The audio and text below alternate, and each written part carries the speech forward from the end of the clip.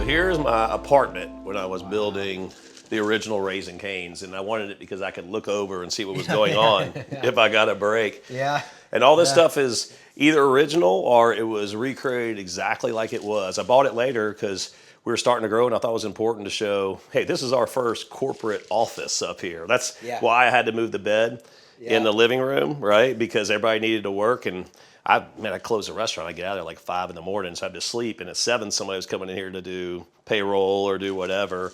So I put this all up here, but classic, right? Old TVs, you know, VCR, old movies, old pictures. And I never thought these pictures later would be part of the lore, you know, but it worked out. Do you just tend to keep things?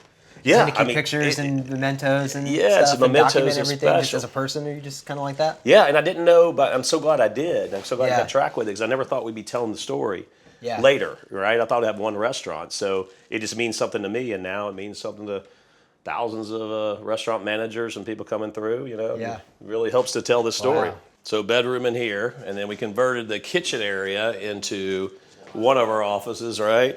Old, big computer screens here back when they're big, you know, original type business cards. Sure. Todd Graves, right? Didn't even have a title. Now I'm on as cashier. And then these inspirational quotes we put up, you know, it kind of kept me going when things were, you know, really tough starting, you know. Everything from Einstein and Virgil to, is TG you?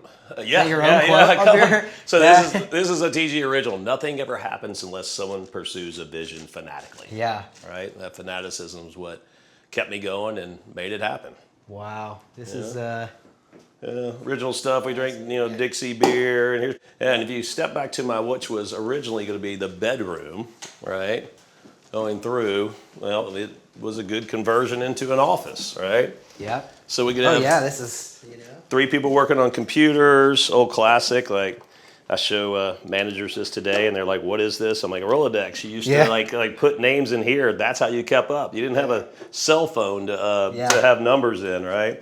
And classic stuff. We had to recreate some of it. And some of it I had in storage, but you know, my mom gave me this desk, right? She was like, "Hey, you can use the desk. You know, I don't need it." She had a nicer one. She was like, "You can have this." And literally here, you know, on the wall we put up, "This is a typical day." I think it's important all these managers come through here and our people that work in our restaurant support office to see, hey, look, this is where we started, this is our roots, we're growing, but we're still these type people. Yeah, and so when would you have moved out of here?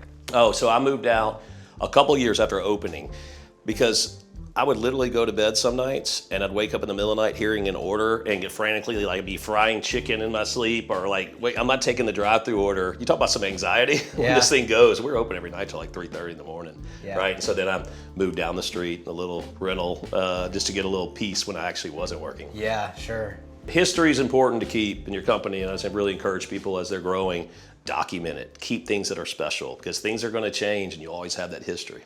Yeah.